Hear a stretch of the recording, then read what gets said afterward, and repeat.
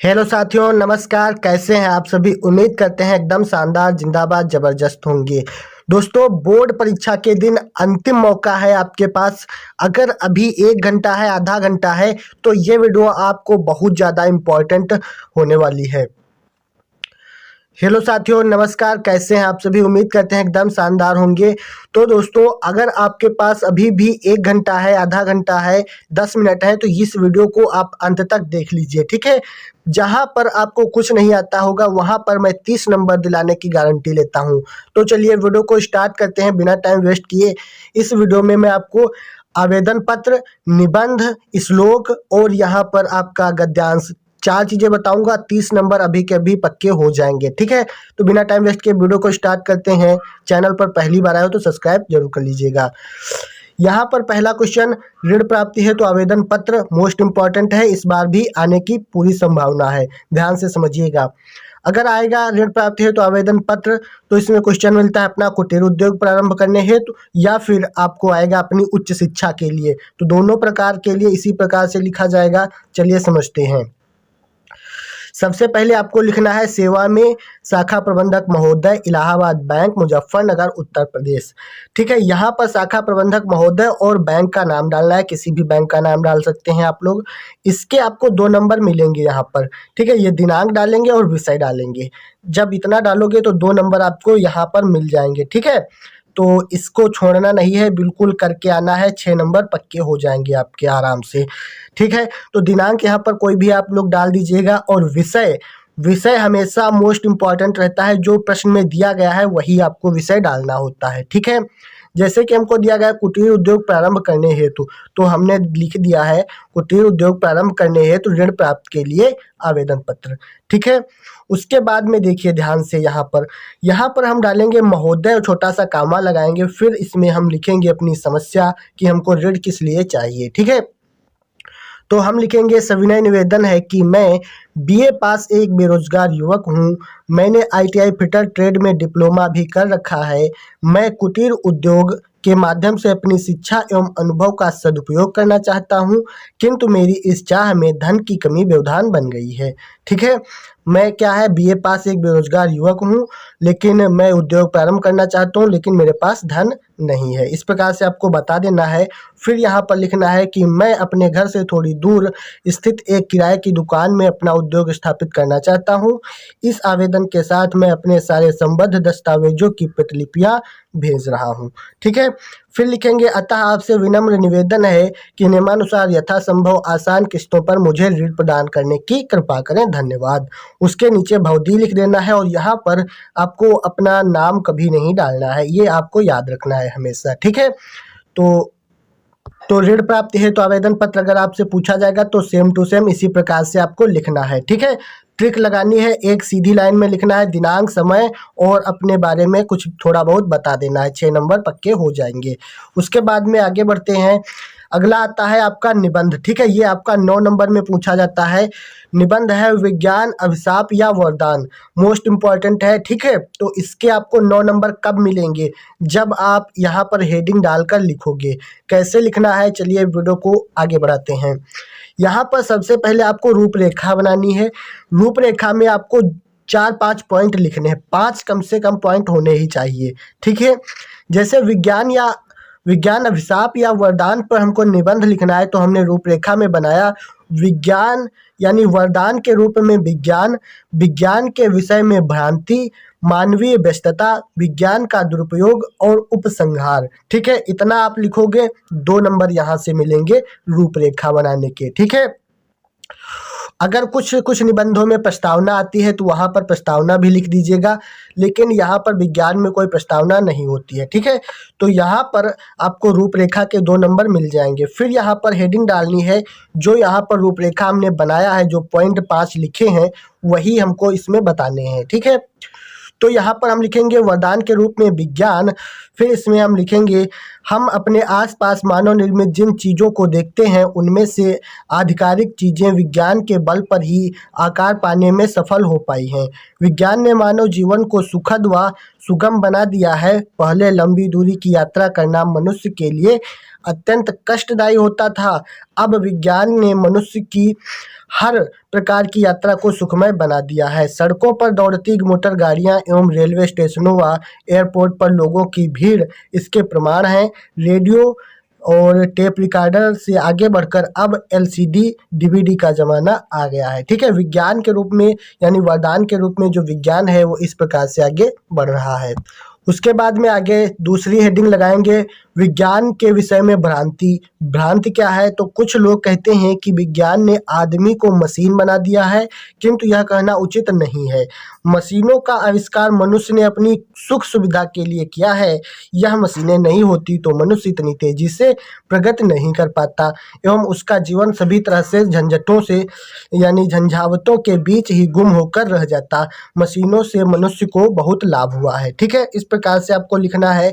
फिर यहाँ पर देखिए क्या लिखेंगे, फिर यहाँ पर लिखेंगे मानवीय व्यस्तता। जो हेडिंग हमने बनाई है वो सभी इसमें हम लिखेंगे, भले थोड़ा थोड़ा लिखें। ठीक है, फिर इसमें लिखेंगे यद्यप मशीन का आविष्कार मनुष्य ने अपने कार्यों को आसान करने के लिए किया था, किंतु कोई भी मशीन मनुष्य के बिना अधूरी है। जैसे जैसे मनुष्य वैज्ञानिक प्रगति करता जा रहा है, उसकी मशीनों पर निर्भरता भी बढ़ती जा रही है।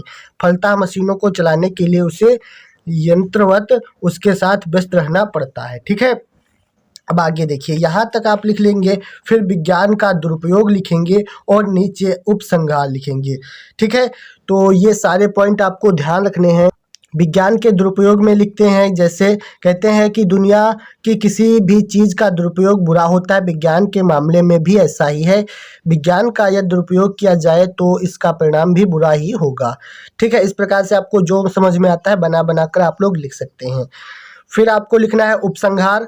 जब तक आप उपसंहार नहीं लिखोगे पूरे नंबर नहीं पाओगे। ठीक है, तो 2 नंबर आपको उपसंहार के मिलते हैं, 2 नंबर रूपरेखा के मिलते हैं, 4 नंबर हो गए और 5 नंबर आपको हेडिंग बनाने के मिलते हैं, यानी 5 हेडिंग बनाओगे तो 5 नंबर पाओगे। ठीक है, तो इस प्रकार से आपको लिखना है, आराम से 9 नंबर पक्के कर लेने हैं। ठीक है, तो इसमें हम लिखेंगे उपसंहार मतलब इसका पूरा निचोड़ क्या हुआ। तो बड़े पैमाने पर किए जा रहे दुरुपयोग के कारण आज विज्ञान मनुष्य के लिए विध्वंसक अवश्य लगने लगा है, किंतु इसमें कोई संदेह नहीं है कि इसके कारण ही मनुष्य का जीवन सुखमय हो सका है।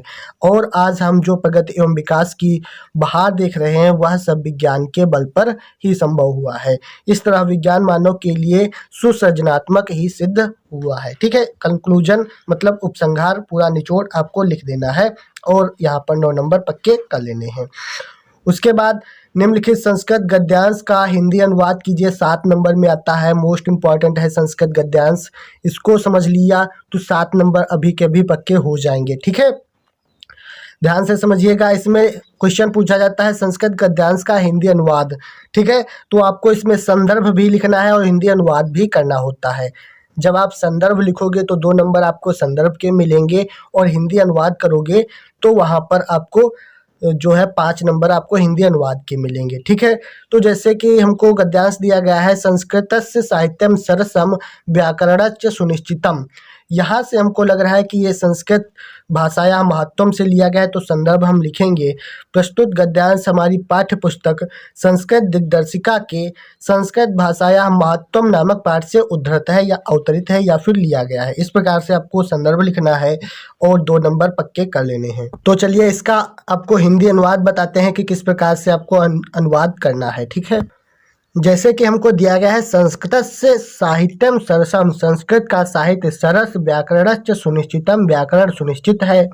तस्य गद्य पद्य च लालित्यम, उसके गद्य और पद्य में लालित्य, भावबोध सामर्थ्यम, भावबोध की सामर्थ्य, अद्वितीयम श्रुति माधुर्य च वर्तते, और अद्वितीय श्रुति माधुर्य है। तो यहाँ तक समझ में आ गया। कह रहा है संस्कृत साहित्य सरस, व्याकरण सुनिश्चित और उसके गद्य और पद्य में लालित्य, भावबोध की सामर्थ्य, अद्वितीय श्रुति माधुर्य है। ठीक है, फिर कह रहा किम बहुना, अधिक क्या कहें, चरित्र निर्माणार्थम, चरित्र निर्माण के लिए, यादृशी मतलब जैसी, सत्प्रेरणा मतलब सत्प्रेरणा, संस्कृत वाङ्मय मतलब संस्कृत साहित्य, ददात मतलब देता है। अधिक क्या कहें, चरित्र निर्माण के लिए जैसी सत्प्रेरणा संस्कृत साहित्य देता है, न तादृशी किंच दयंत, मतलब वैसी और कोई नहीं देता। ठीक है, क्लियर। उसके बाद में कह रहा है कि मूलभूत मानवीय गुणानाम, मूलभूतानाम मानवीय गुणानाम, मूलभूत मानवीय गुणों की यादृशी विवेचना, जैसी विवेचना संस्कृत साहित्य वर्तते, मतलब देता है, नान्यत्र तादृशी, वैसी और कोई नहीं देता। ठीक है, फिर है दया दानम शौचम औदार्यम, दया दान शौचम मतलब उदारता, औदार्यम, ठीक है, अनसूया क्षमा, अन्य अन्य चा मतलब और अनेक गुण, अस्य मतलब इसके, साहित्य से मतलब साहित्य के, अनुशीलनेन मतलब अध्ययन से, सज्जायन्ते मतलब आते हैं। समझिए, दया दान और उदारता, औदार्यम, अनसूया, क्षमा, अन्य और अन्य अनेक गुण इसके साहित्य के अनुशील करने से या अनुसरण करने से आते हैं। इस प्रकार से आपको हिंदी अनुवाद करना है। और यहाँ पर इसका हिंदी अनुवाद कैसे लिखेंगे देख लीजिए। यहाँ पर लिखेंगे संस्कृत साहित्य रसपूर्ण तथा सुनिश्चित व्याकरण वाला है। उसके गद्य एवं पद्य में लालित्य, भावबोध, अभिव्यक्त की शक्ति और अद्वितीय श्रुति माधुर्य विद्यमान है। अधिक क्या कहा जाए, संस्कृत साहित्य चरित्र निर्माण के लिए जिस प्रकार की अच्छी प्रेरणा प्रदान करता है वैसी कोई और नहीं करता। संस्कृत साहित्य में मूलभूत मानवीय गुणों की जैसी विवेचना है वैसी अन्यत्र नहीं है। इस साहित्य के अध्ययन से दया दान, पवित्रता, उदारता, ईर्षा न करना, क्षमा तथा अन्य अनेक गुण उत्पन्न होते हैं। ठीक है, इस प्रकार से आपको इसका हिंदी अनुवाद कर देना है और आपको यहाँ पर 7 नंबर मिल जाएंगे। ठीक है, आगे बढ़ते हैं। अगला मोस्ट इम्पॉर्टेंट श्लोक आता है। जैसे श्लोक दिया गया है, निम्नलिखित श्लोक का संदर्भ हिंदी अनुवाद कीजिए। 7 नंबर में ये भी पूछा जाता है, तो ध्यान से समझिएगा श्लोक। ठीक है, इसका भी संदर्भ लिखना होता है और हिंदी अनुवाद करना होता है। जैसे यहाँ भी आ गया है, सुखार्थिना कुतो विद्या कुतो विद्यार्थिना सुखम, सुखार्थी व त्यजेत विद्याम विद्यार्थी व त्यजेत सुखम।